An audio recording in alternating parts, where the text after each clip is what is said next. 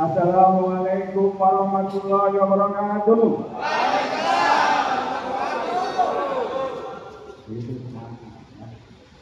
Yang saya hormati dan juga saya banggakan Pak Rizal Wazir beserta anggotanya yang dipimpin ini. Yang saya hormati Pak Kapolres beserta jajarannya. Yang saya hormati Pak Kapolres Perhubungan beserta jajarannya. Ibu dan bapak sekalian yang saya hormati, saya cintai, saya banggakan yang pada hari ini hadir di gedung DPRD Kabupaten Malang. Saya memenuhi janji pada pertemuan yang dahulu bahwa nanti akan saya pertemukan dengan beliau Bapak Rizal Wazir, tokoh kita, wakil kita DPR RI yang membawa dari Dapil 10, Pemalang, Pekalongan dan Batam. Alhamdulillahirabbil alamin, Pak Fuad, Pak Rizal bisa tahu di sini satu kehormatan yang luar biasa bisa menempatkan semua apa yang menjadi tuntutan pada semua. Sehingga hari ini monggo silahkan nanti bertanya apa yang menjadi kedapatan semua. Beliau sudah tahu di sini, sehingga ibu dan bapak sekalian tidak usah ragu-ragu. Ini wakil panjenengan semua, wakil panjenengan semua.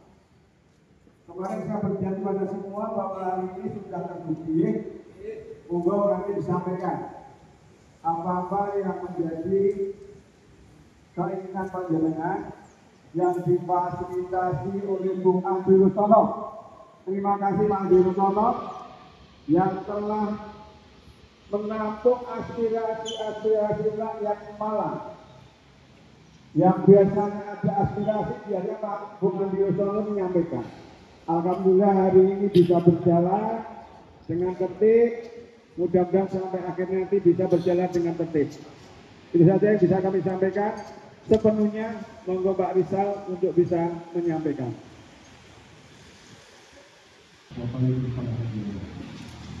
Bapak-bapak, Ibu, alhamdulillah kita bisa ketemu pagi hari ini.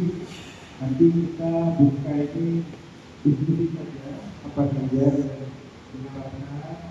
diperlukan. Jadi pertama saya mau jelaskan dulu bahwa memang ada rencana nanti untuk tingkat 2 ya, dari Pekalongan Batam.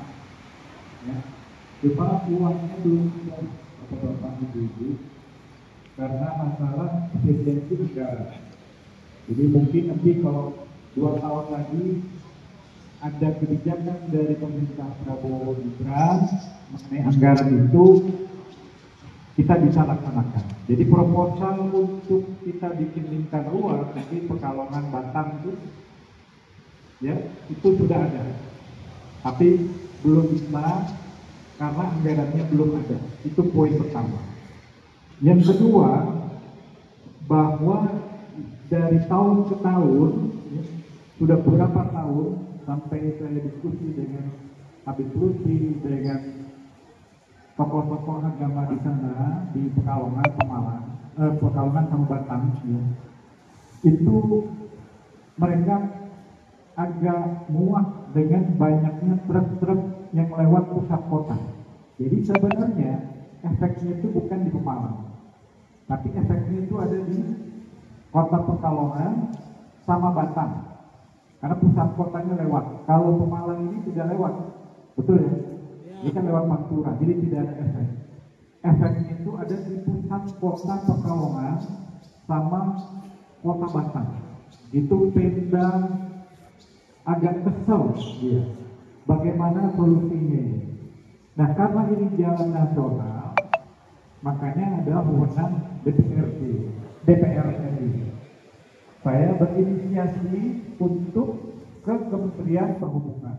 Bagaimana solusinya supaya bisa mencegah banyaknya kemacetan, kecelakaan anak-anak di daerah Kota Pekalongan, Malabata. Kemarin tanggal 21 Mei ada lagi yang meninggal, Ibu Nadia Rizky Amir, itu orang Batak.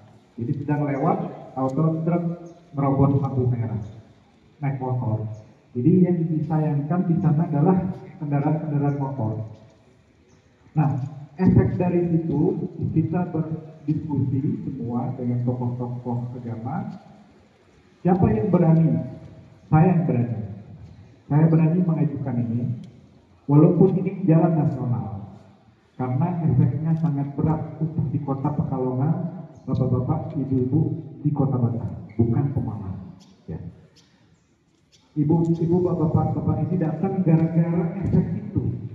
Gara-gara efek itu, saya paham, semua saya paham. Tidak ada yang saya tidak paham. Nah, semua yang kita lakukan ini demi kebaikan. Tidak ada dalam otak saya ini bagaimana mencelakakan orang tidak. Nanti kita cari solusinya seperti apa. Betul ya? Kita cari solusinya seperti apa.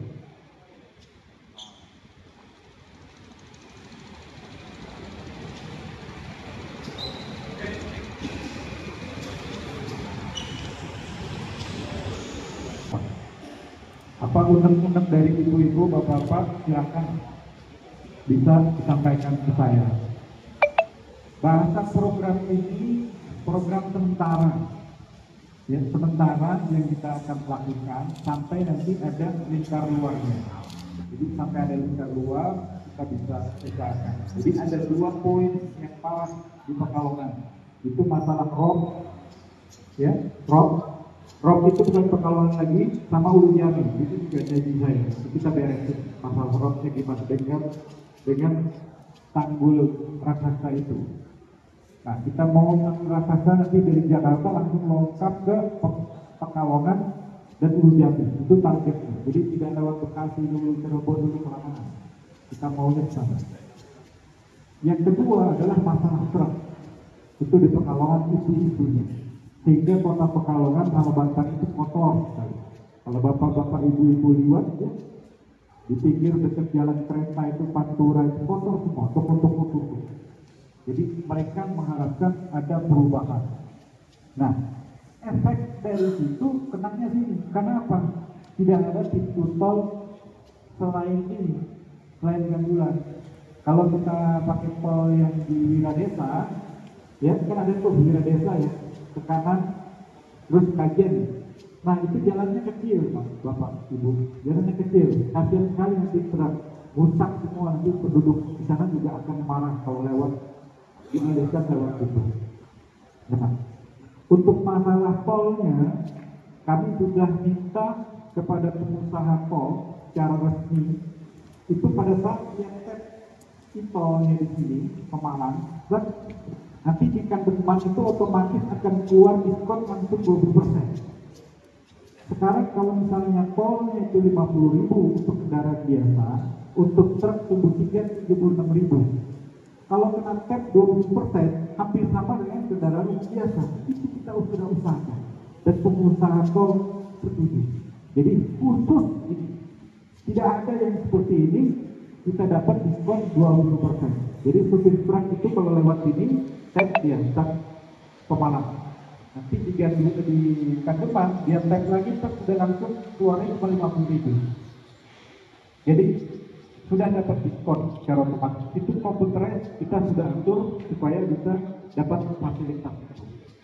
Nah, saya kaget ternyata ada demo yang untuk di 2 minggu yang lalu, 3 minggu yang lalu.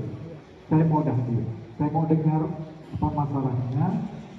Nanti kita cari solusinya seperti apa. Itu saja. Saya yakin bapak-bapak, ibu-ibu sudah tahu bahwa program ini untuk sementara tetap kita akan jalankan sesuai dengan surat daripada Kementerian Perhubungan. Sampai nanti ada jalur lingkarnya kita buat. Oke, itu saja. Silakan kita buka forum diskusi dan Pak Andi ya. Silakan. Siapa yang mau bertanya? Silakan. Terima kasih. Kulon Nuwun. Kulon Nuwun. Itu adanya orang kalau bertamu, kalau sudah saling mendoakan. Assalamualaikum warahmatullahi wabarakatuh. Terima kasih Bapak pimpinan rapat, Ketua Komisi B dan anggota, serta Pak Rizal yang saya mengucapkan Fuad satu maja dan Bawasir. Terima kasih. Saya banyak mencatat kalau kemarin kami audiensi tanggal 8 Mei, Pak. Karena ada berita dan ada kabar baik bahwa Bapak mau ke Pemalang tanggal 23 hari Jumat, sekalipun sebenarnya hari yang cukup lumayan ya nanti aja. Tadi diawali oleh panjenengan yaitu tentang rencananya akan dibuatkan jalan alternatif, jalan lingkar seperti di Pemalang. Itu kita sambut baik karena itulah salah satu-satunya solusi yang asik. Cuma tadi seperti yang elit-elit bilang itu selalu bicara tentang efisiensi. Belum bisa, ya. Belum bisa berarti tidak bisa. Tapi yang jelas itu diseriusi Pak Rizal. Agar ada jalan alternatif seperti di Pemalang. Nah, dalam kaitannya dengan inisiasi panjenengan, okelah kami hargai. Kami juga 8 Mei yang ada di sini dan perwakilan para supir yang ini perwakilan ada sekitar 15 orang dari supir. Sumbu 3, 4. Mereka oke, setuju Pak, tapi dengan catatan juga ada jadwal jam Pak, jangan 24 jam, gitu ya. Ada dampak ekonominya juga karena mereka adalah di sini juga saya ada perwakilan tambal ban Pak bengkel. Dampaknya ke mereka. Kalau beberapa catatan Bristolin yang panjenengan sampaikan yaitu angka kecelakaan yang paling tahu tentang data kecelakaan adalah kepolisian, terutama lantas. Bicara tentang tingginya, kita juga baru saja kemarin kawannya panjenengan dari fraksi PKB, Indriati almarhum, dengan stafnya nabrak truk dari belakang. Itu juga di jalan. Ada atlet yang pernah juga di Pemalang, artis, tokoh-tokoh yang ada. Pemalang itu lumayan ngeri Pak angka kecelakaannya. Rumah saya itu belakangnya 300 meter jalan tol. Jadi kalau pada saat bom meledak itu di rumah saya, kamar saya jauh lebih, suaranya lebih terdengar daripada yang lebih dekat. Nah, dengan pertimbangan-pertimbangan ini juga, mohonlah dengan amat sangat karena hari Jumat dipersingkat. Kita di pusat kekuasaan politik kabupaten sudah pasti kompromi. Ya kalau di sini tidak kompromi, ngapain kita juga nggak perlu ngotot-ngotot. Manakala Pak Rizal juga ngotot tentang tetap 24 jam, kami juga punya cara sendiri. Mudah, karena supaya ada efek dan dampak yang terhadap pengalian arus juga ada. Soalnya, kalau di sana bicara tentang tokoh masyarakat juga, bicara tentang angka kecelakaan, bicara tentang polusi, berapa persen? Sepeda motor dan mobil pribadi yang mengeluarkan asap polusi sehingga toko-toko yang ada di situ tutup. Jadi jangan mengkambing hitamkan truk. Prosentasinya ada berapa? Truk yang lewat dengan kendaraan umum yang begitu banyak. Sekarang sudah tidak lagi model kendaraan-kendaraan. Berapa banyak yang mengeluarkan asap untuk itu. Jadi itu jangan dijadikan. Kalau untuk keselamatan warga Pekalongan beberapa itu, kami hargai banget apapun Pekalongan adalah bagian dari kita. Mereka adalah saudara-saudara kita.